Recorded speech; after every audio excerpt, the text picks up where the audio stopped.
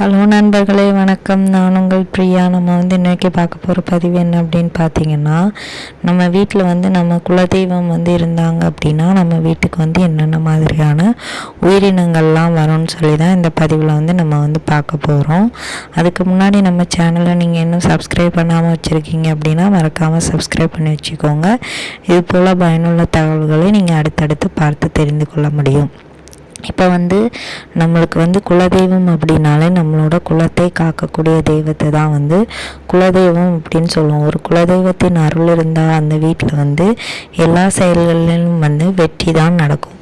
இப்போ நீங்கள் திருமணம் ஆகாமல் கஷ்டப்படுறீங்க, குழந்தை இல்லாமல் கஷ்டப்படுறீங்க, அதே மாதிரி தொழிலில் நிறைய தடையாக இருக்குது. இந்த மாதிரி இருக்கிறவங்க குலதெய்வ வழிபாடு செஞ்சீங்க அப்படின்னா கண்டிப்பாக உங்களுக்கு எல்லாத்துலேயுமே ஒரு வெற்றி தான் கிடைக்கும். வெற்றிக்கு இந்த குலதெய்வம் நம்மளுக்கு ரொம்பவும் துணையாக இருப்பாங்க. அதுக்காகத்தான் இந்த குலதெய்வ வழிபாடு, அந்த குலத்தையே கட்டி காக்கிறதுக்காக இந்த குலதெய்வங்கள் நம்மளுக்கு துணையாக எப்போவுமே எல்லா இடத்துலையுமே இருப்பாங்க. அதுக்கு தான் இந்த குலதெய்வம் நம்ம வீட்டில் இருக்காங்களா இல்லையான்னு சொல்லிட்டு நம்ம தெரிஞ்சுக்க போகிறோம். முதல் அறிகுறியாக என்ன தெரியும் அப்படின்னு பார்த்தீங்கன்னா, நம்ம வீட்டுக்கு பசுமாடு அதோட கன்று இல்லை பசுமாடு வருது அப்படின்னாலும் உங்கள் வீட்டில் நீங்கள் மாடே வளர்க்குறது கிடையாது, எங்கேயோ உள்ள மாடு உங்கள் வீட்டுக்கு வருது ஏதோ ஒரு செடியை சாப்பிட்றதோ இல்லை சும்மா நின்றுட்டு போகிறதோ, வீடு மீன்ஸ் உங்கள் முத்தத்துக்குள்ளே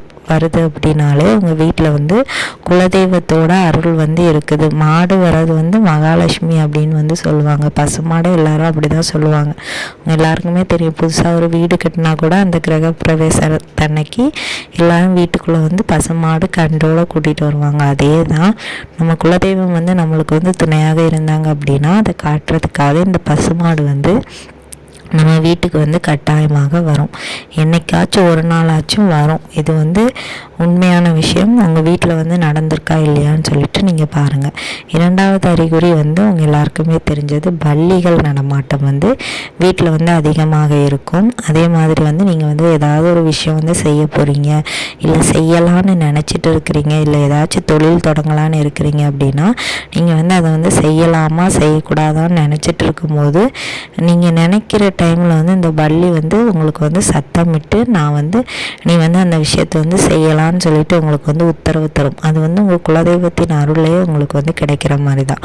குலதெய்வத்தின் அருள் இருந்தால் மட்டும்தான் இந்த பல்லிகள் வீட்டில் சத்தங்கள் போடும். அதுக்கப்புறமா இந்த காகங்கள் வர்றது. காகம் அடிக்கடி வீட்டுக்கு வருது அப்படின்னா நம்ம வீட்டில் நம்மளோட குலதெய்வம் இருக்கிறாங்க. அதே மாதிரி காகங்கள் ஏதாவது உணவு வச்சா சாப்பிட்றது, காகம் சத்தம் போடுறது, இது எல்லாமே நம்ம குலதெய்வத்தின் அருள் இருந்தால் மட்டும்தான் நடக்கும். அது நம்ம நிலைவாசல் கிட்ட வரைக்கும் வந்துட்டு போகும். அதுக்கப்புறமா இந்த சிட்டுக்குருவிகள் வர்றது. சிட்டுக்குருவியெல்லாம் இப்போ வர்றது ரொம்பவும் ஒரு அரிதான விஷயமாக ஆயிடுச்சு. கிராமத்து சைடுகளில் சிட்டுக்குருவி நம்ம பார்க்க முடியும். இந்த டவுன் சைடெலாம் பார்க்குறதே கஷ்டமாக இருக்குது. அதையும் மீறி உங்கள் வீட்டுக்கு சிட்டுக்குருவி வருது அப்படின்னா கட்டாயமாக உங்கள் வீட்டில் குலதெய்வத்தின் அருள் நிறைஞ்சு இருக்கிறத காட்டுறதுக்காகத்தான் இந்த மாதிரி உயிரினங்கள்லாம் வரும். அதுக்கப்புறமா வெட்டுக்கிளி வருது. வெட்டுக்கிளியை பெருமாளோட அம்சம் அப்படின்னு சொல்லுவாங்க. அதே மாதிரி உங்களோட இஷ்ட தெய்வமோ குலதெய்வமோ உங்கள் வீட்டில் இருந்தாங்க அப்படின்னாலும் இந்த பச்சை நிற வெட்டுக்கிளி உங்கள் வீட்டுக்கு வரும்.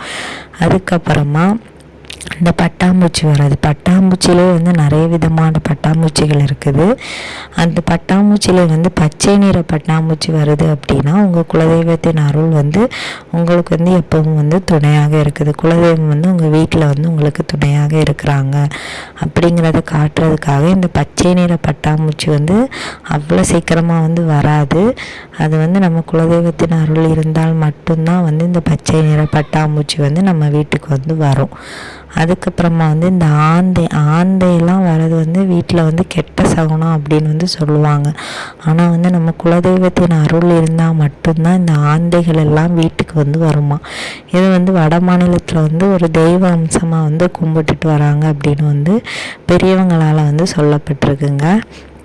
ஸோ ஆந்தை வர்றது நம்ம குலதெய்வத்தின் அருள் நம்ம வீட்டில் நிறைஞ்சிருந்துச்சு அப்படின்னா மட்டும்தான் நம்மளுக்கு தெரியுமா. அதுக்கப்புறமா என்ன அறிகுறிகள் தெரியும் அப்படின்னு பார்த்தீங்கன்னா, தவளைகள் வந்து வராது. தவளைகள் வந்து இப்போ மழை டைம்னால் நம்ம வீட்டில் வந்து தவளைகள் வந்து வரும். இல்லை உங்கள் வீட்டு பின்னாடி வயல் இருக்குது, இல்லை தண்ணி ஓடுற இடம் இருக்குது அப்படின்னாலும் தவளைகள் வந்து வீட்டுக்கு வரும். இது வந்து சம்மந்தமே இல்லாத ஒரு டைமில் வந்து தவளை வந்து உங்கள் வீட்டுக்கு வருது அப்படின்னா உங்கள் குலதெய்வம் வந்து வீட்டில் இருக்குது. அதே மாதிரி இந்த தவளைகள் வரதுலேயும் வந்து ஒரு சில விஷயங்கள்லாம் இருக்குது. அது வந்து எந்த திசையிலேருந்து வருது, எந்த இடத்துலேருந்து வருது, அதெல்லாம் வச்சு கூட நம்ம வந்து பார்க்க முடியும். ஆனால் வந்து பொதுவாகவே தவளைகள் வந்து வருது அப்படின்னாலே குலதெய்வத்தின் அருள் வந்து அந்த வீட்டில் இருந்துச்சு அப்படின்னா மட்டும்தான் வந்து தவளைகள் வந்து வருமா. அதுக்கப்புறமா வந்து குளவிகள் வருது. வீட்டில் வந்து நம்ம வந்து குளவி வந்தாலே வந்து குழந்தை பாக்கியம், திருமணமாகி வந்து குழந்தை இல்லாமல் இருக்கிறவங்களுக்கு வந்து குழந்தை பாக்கியம் தருவதற்காக வந்து இந்த குளவிகள் வந்து வீட்டுக்கு வருது அப்படின்னு சொல்லிட்டு பெரியவங்களால் வந்து சொல்லப்பட்டிருக்கு. அதே மாதிரி இந்த குளவிகள் வந்து குலதெய்வங்கள் வந்து நம்ம வீட்டில் இருந்தாங்க அப்படின்னா வந்து நம்ம வீட்டில் வந்து கூடும் கட்டுவதற்கு வாய்ப்புகளும் அதிகம். இது வந்து குழந்தைக்காகவும் இருக்கலாம், குலதெய்வத்திற்காகவும் இருக்கலாம். ஸோ இதில் வந்து எந்த உயிரினம் வந்து உங்கள் வீட்டுக்கு வந்து அடிக்கடி வருதுங்கிறத வந்து நம்ம கமெண்ட் பாக்ஸில் வந்து கமெண்ட் பண்ணுங்கள். இந்த பதிவு வந்து உங்களுக்கு உபயோகமாக இருந்துச்சு அப்படின்னா லைக் பண்ணுங்கள், ஷேர் பண்ணுங்கள், மறக்காமல் நம்ம சேனலை சப்ஸ்கிரைப் பண்ணி வச்சுக்கோங்க. இந்த வீடியோவின் முழு பதிவை பார்த்ததற்கு மிக்க நன்றி.